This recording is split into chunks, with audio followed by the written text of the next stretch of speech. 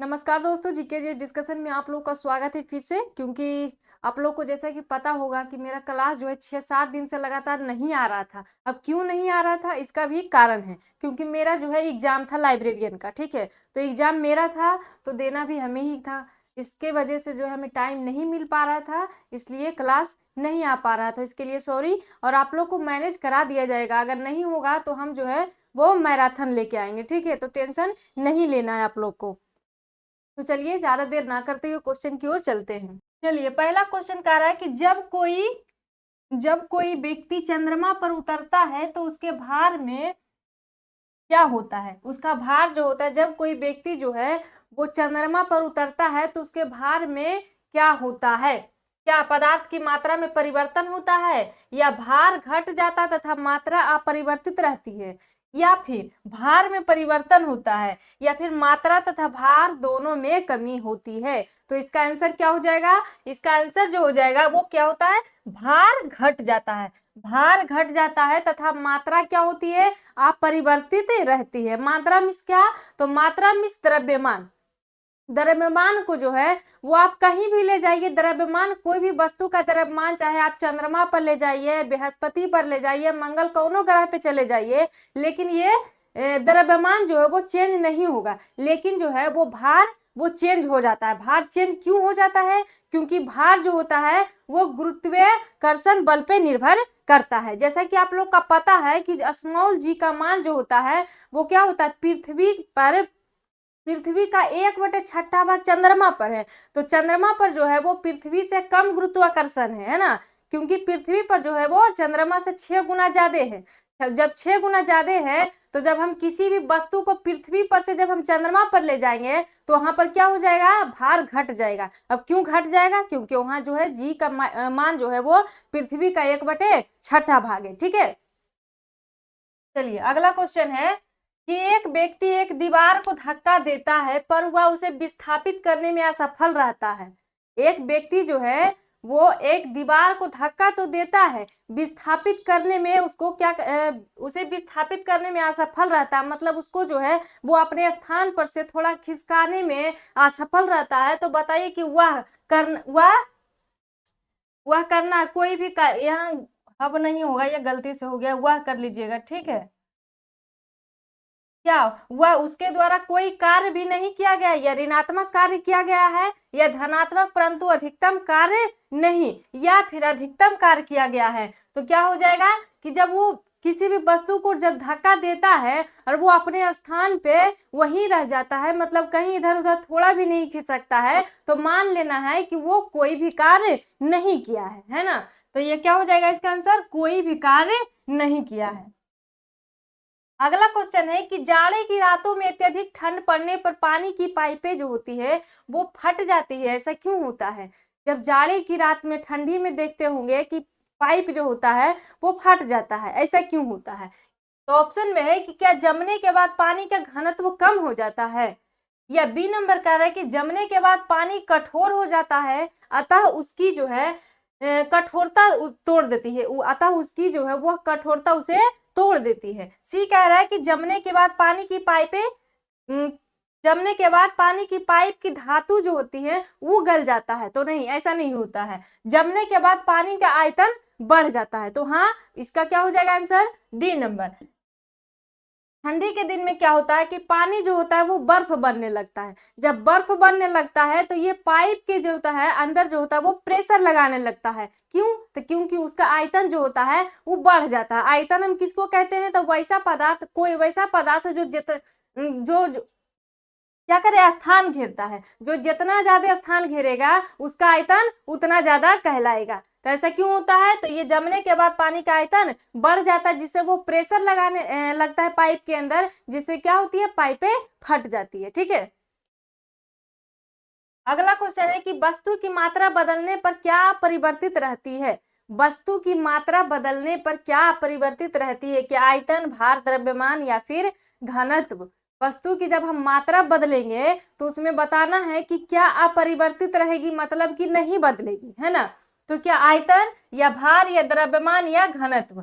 तो घनत्व जो है वो नहीं बदलेगी। अगर हम वस्तु की मात्रा को बदलते हैं, मान लिया जाए कि 5 kg है। अब हम मात्रा को बदल करके मान लीजिए कि किसी बर्तन में 5 kg कुछ रखा हुआ है, जैसे कि चावल ही रखा हुआ है, नहीं ये वाटर ले लीजिए, है ना, 5 लीटर वाटर है, तो उसको जो हम किसी अन्य बर्तन में मतलब दूसरे बर्तन में हम रखेंगे तो उसका क्या होगा, तो उसका भार जो होता है वो हम बदल सकते हैं। उसका जो है आयतन, जब हम किसी बर्तन में रखेंगे तो उसका आयतन भी चेंज हो सकता है, क्योंकि जैसा जिस तरीके का आकार का ये बर्तन रहेगा उसी तरीके का उसका जो है वो आयतन उसमें घटेगा या फिर बढ़ेगा। और द्रव्यमान भी क्या होता है, चेंज हो सकता है, लेकिन घनत्व नहीं होगा। घनत्व मतलब क्या, तो घनत्व मतलब कि घना हो, मतलब जो चीज जितना घना हो। एक क्वेश्चन पूछ देता है कि बताइए कि पानी का घनत्व ज्यादा है कि ये इसका बर्फ का घनत्व ज्यादा है, तो पानी का घनत्व ज्यादा है या फिर बर्फ का घनत्व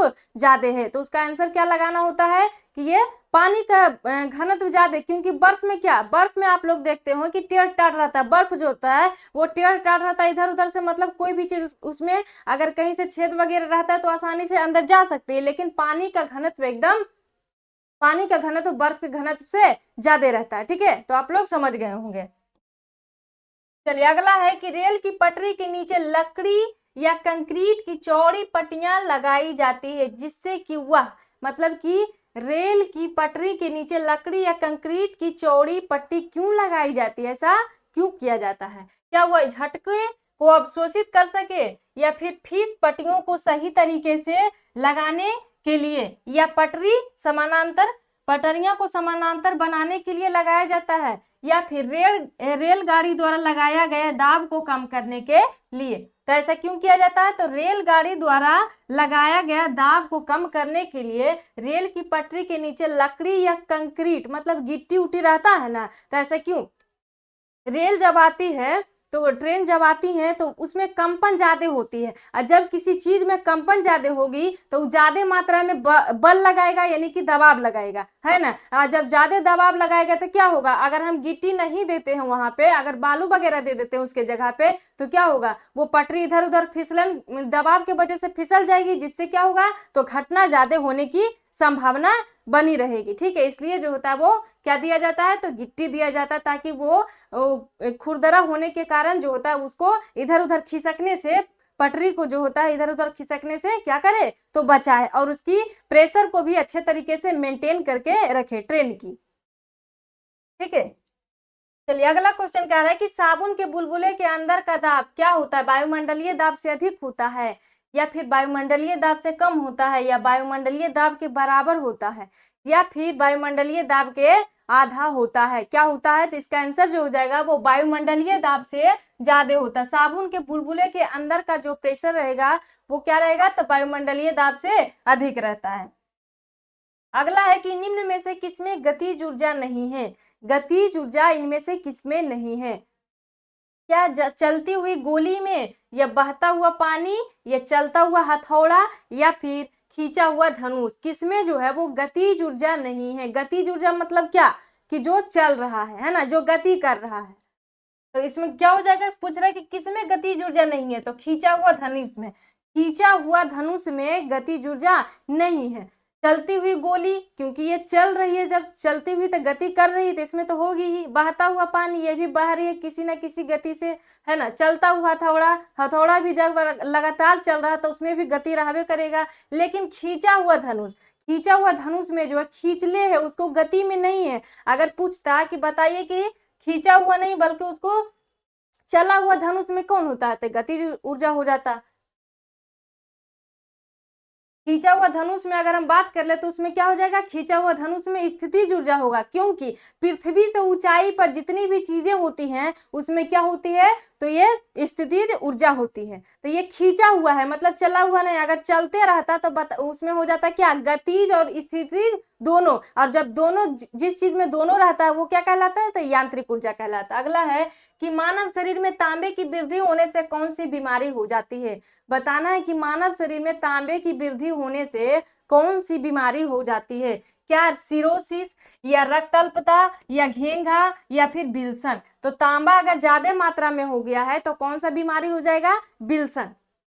कौन सा? तो ये विल्सन रोग हो जाता। सिरोसिस की बात कर लें तो सिरोसिस ज्यादा शराब वगैरह पीने से जो होता है वो सिरोसिस बीमारी का शिकार हो जाते हैं लोग। क्या? तो शराब का ज्यादा सेवन करने से, शराब का शराब के ज्यादा सेवन से क्या हो जाता है? सिरोसिस हो जाता है। और ये सिरोसिस से कौन सी मतलब अंग प्रभावित होता है? तो बताना है कि सिरोसिस से जो है वो यकृत प्रभावित होता है। क्या? तो यकृत प्रभावित होता है, यकृत प्रभावित होता है। ठीक है। और घेंघा जो होता है वो गला को प्रभावित होता है, ये आयोडीन के कारण होता है। और रक्त अल्पता जो होता है वो तो पता ही होगा, क्योंकि ये एनीमिया, रक्त अल्पता जो होता है वो क्या होता है? तो ये ब्लड की कमी के कारण होता है ना।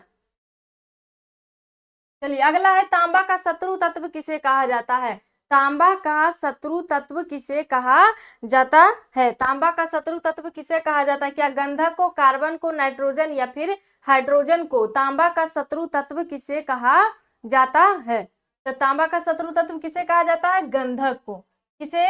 तो गंधक को कहा जाता है तांबा का शत्रु तत्व। तांबा का शत्रु तत्व किसे कहा जाता है? तो गंधक को कहा जाता है। ये दोनों जब क्रिया करती हैं तो क्या करता है? ये तांबे का सल्फाइड बना लेता है, जिससे क्या होती है? तांबे पर आप लोग देखे होंगे तो तांबा जो होता है वो काला पड़ने लग जाता है, जिससे इसका क्षरण होने लग जाता है और ये जो होता है ये कमजोर पड़ जाता है ना। तो तांबे का शत्रु तत्व किसे कहा जाता है? गंधक को। अगला है कि नीला कशीस का रासायनिक नाम क्या है? नीला कशीस का रासायनिक नाम क्या है? क्या फेरस सल्फेट हेप्टाहाइड्रेट या जिंक सल्फेट हेप्टाहाइड्रेट या फिर कॉपर सल्फेट पेंटाहाइड्रेट या फिर सोडियम सल्फेट डेकाहाइड्रेट? तो पूछ रहा है कि नीला कशिश का रासायनिक नाम बताना है। नीला कशिश, तो नीला कशिश का क्या हो जाएगा? Copper sulphate pentahydrate, copper sulphate pentahydrate. अब नीला थोथा का हम आप लोग को बताए थे कि नीला थोथा का रासायनिक नाम क्या है? नीला थोथा कहिए, या फिर इसी को क्या कहा जाता है? तुतिया। क्या? तो तुतिया कहा जाता है। तो क्या होता है इसका सूत्र? Copper sulphate, copper copper sulphate, copper sulphate कहिए या फिर क्यूप्रिक सल्फेट कहिए, क्यूप्रिक सल्फेट, क्यूप्रिक सल्फेट कहिए। ठीक है।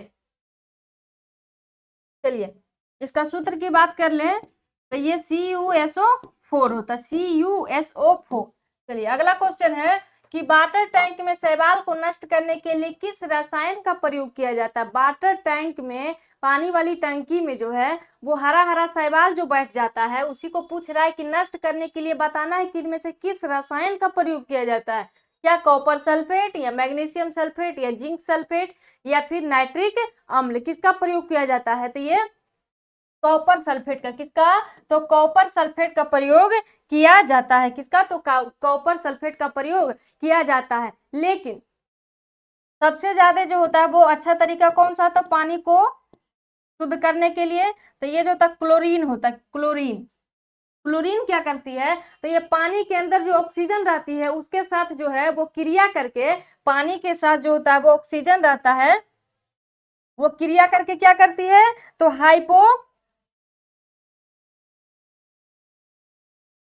ऑक्सीजन ऑक्सीजन तथा क्या? क्लोरीन, ऑक्सीजन तथा क्लोरीन क्रिया करके क्या करती है? हाइपोक्लोरस,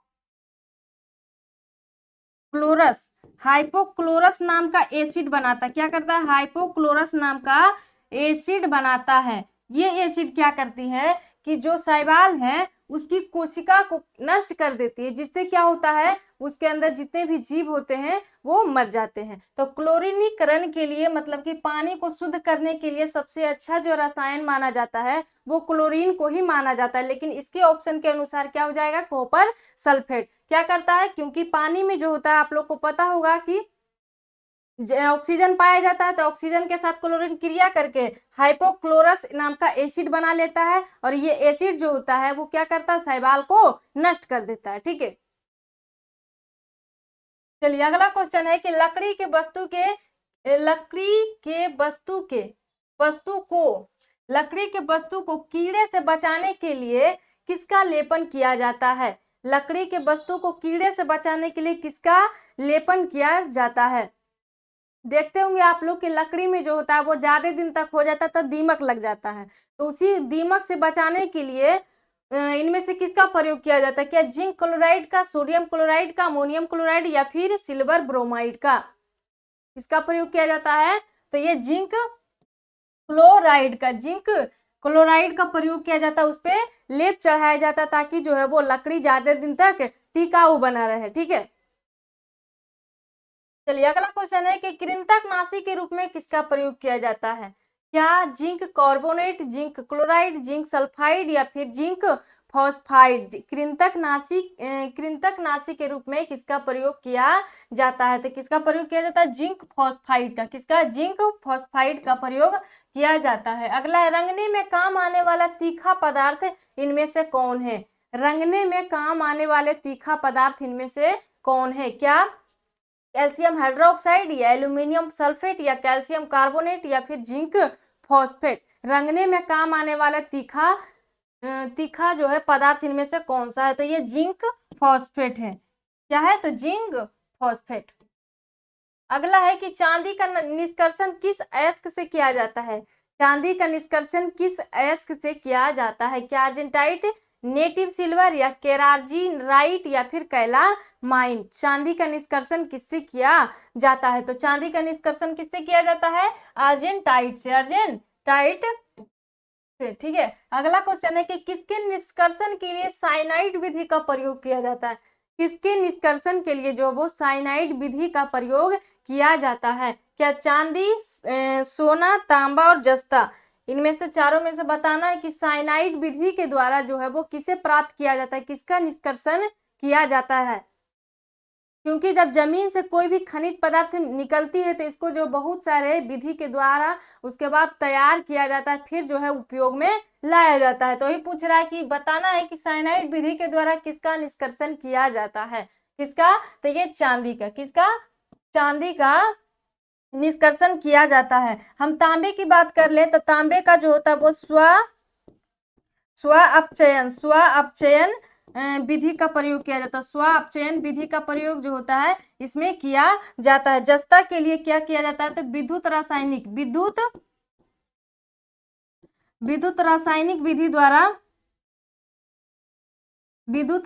विधि द्वारा किसका निष्कर्षण किया जाता है? तो जस्ता का। और ये तांबा का किसका? तो स्व अपचयन। किसका? तो स्व अपचयन विधि के द्वारा किया जाता है। ये सब क्वेश्चन भी पढ़ते हुए चलना है कि अगर दे दिया जाए तो इसको लगा के आना है, क्योंकि सेटर जो होता है आपको बता के थोड़ी देगा क्वेश्चन कि हम ये क्वेश्चन दे रहे हैं ना, इसलिए अगल बगल के जितने भी क्वेश्चन है सबको पढ़ते हुए चलना है। अगला है कि चांदी का बर्तन कुछ अवधि के बाद काले हो जाते हैं, ऐसा क्यों होता है?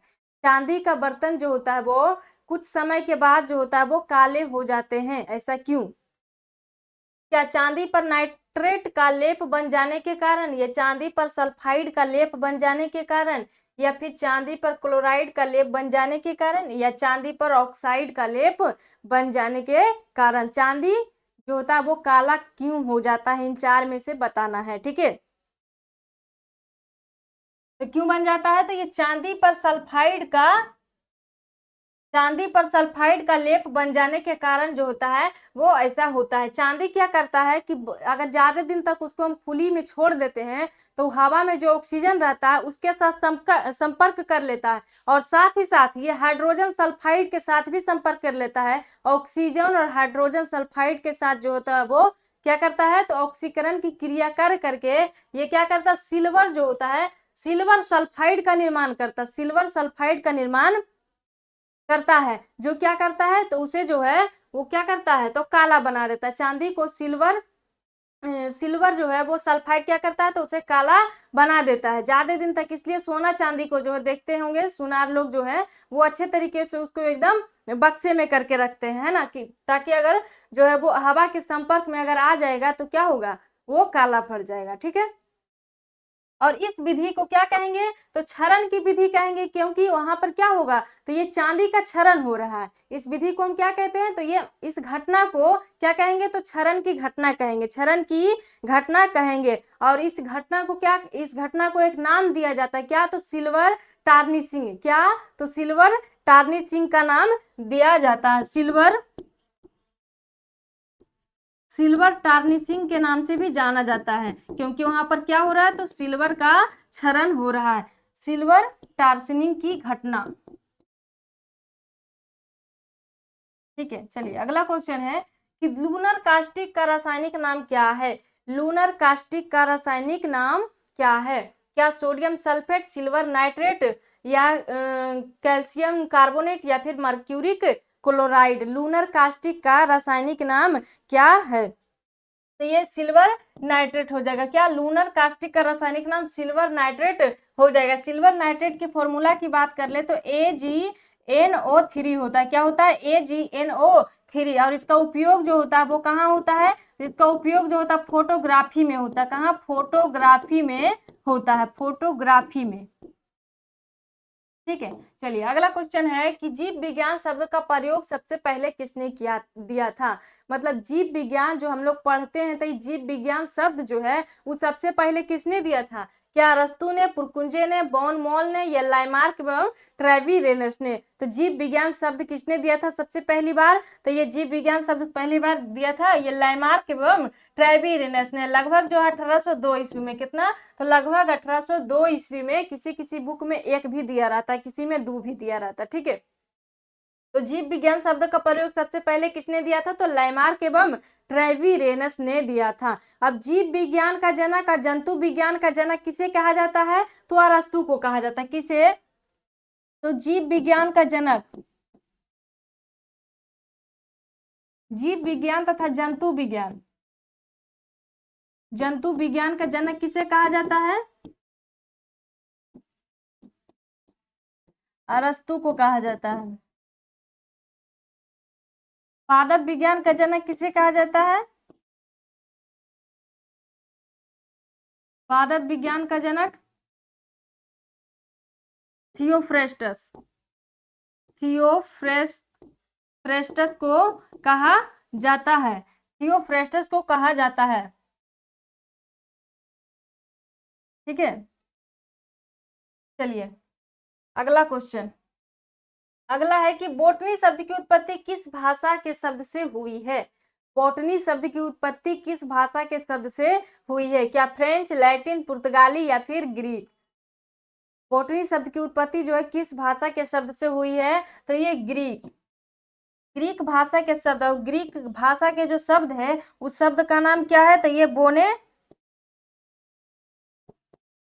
क्या है, तो बोटनिका, क्या है, तो बोटनिका है, बोटनिका।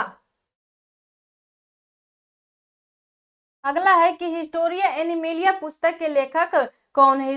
हिस्टोरिया एनिमेलिया पुस्तक के लेखक कौन है, तो हिस्टोरिया एनिमेलिया पुस्तक के लेखक कौन है, तो ये अरस्तु है। अगर पूछ देता है कि हिस्टोरिया प्लांटेरियम नामक पुस्तक के लेखक कौन है, तो हिस्टोरिया प्लांटेरियम नामक लेखक कौन है, हिस्टोरिया प्लांटेरियम नामक पुस्तक के लेखक थियोफ्रेस्टस है। कौन है, तो ये थियोफ्रेस्टस जो होता है वो हिस्टोरिया प्लांटेरियम, मतलब ये पेड़ पौधे के बारे में जो होता है वो इस बुक में लिखे थे, और ये जो है वो जंतु के बारे में इस बुक में लिखे थे। अगला है कि फाइकोलॉजी में किसका अध्ययन किया जाता है। फाइकोलॉजी में किसका अध्ययन किया जाता है, क्या शैवाल का, कवक, पारिस्थितिकी, या फिर विषाणु का। किसका अध्ययन किया जाता है फाइकोलॉजी में, तो फाइकोलॉजी में किसका, तो शैवाल का अध्ययन किया जाता है। और कवक में किसका, तो माइकोलॉजी, माइकोलॉजी में किसका, तो कवक का अध्ययन किया जाता है। विषाणु का बात करें तो ये वायरोलॉजी में, किसमें, तो वायरोलॉजी में विषाणु का अध्ययन किया जाता है, वायरोलॉजी में विषाणु का अध्ययन किया जाता है। ठीक है, अगला है कि पर्यावरण के अध्ययन जीव विज्ञान के किस शाखा के अंतर्गत किया जाता है। पर्यावरण का अध्ययन जीव विज्ञान के किस शाखा के अंतर्गत किया जाता है, क्या कार्यिकी, अनुवांशिकी, वर्गीकी, या फिर पारिस्थितिकी। तो पर्यावरण का अध्ययन किसमें करते हैं? तो पारिस्थितिकी में। किसमें? पारिस्थितिकी में किया जाता है। पुष्पों का अध्ययन क्या कहलाता है? पुष्पों का अध्ययन क्या कहलाता है? क्या एंथ्रोलॉजी, एगेस्ट्रोलॉजी, फिनोलॉजी या फिर पॉलिनोलॉजी? फूल का अध्ययन क्या कहलाता है? तो क्या कहलाता है? एंथ्रोलॉजी। अब फलों का अध्ययन क्या कहलाता है? तो फलों का अध्ययन पोमोलॉजी कहलाता है। अगला है कि सिल्वीकल्चर वनस्पति विज्ञान की वह शाखा है जिसमें वर्णन किया जाता है। सिल्वीकल्चर में किसका वर्णन किया जाता है? तो सिल्वीकल्चर में वन के विकास का। किसका? तो वन के विकास का। सिल्वीकल्चर के अंतर्गत वनों के विकास का अध्ययन किया जाता है। ठीक है, तो 25 क्वेश्चन जो है वो समाप्त हो गया है। तो आज यहीं तक, और आप लोग को टेंशन नहीं लेना है क्योंकि 7-8 दिन लगातार जो है वो क्लास तो छूट ही गया है। तो इसके लिए सॉरी, अब हम कर ही क्या सकते थे क्योंकि एग्जाम भी तो देना था ना। तो कोई बात नहीं, हम करवा देंगे। ठीक है, टेंशन वेंशन नहीं लेना है। ठीक है, आज यहीं तक। जय हिंद सबको, और अच्छे से पढ़ाई करते रहना है। ठीक है।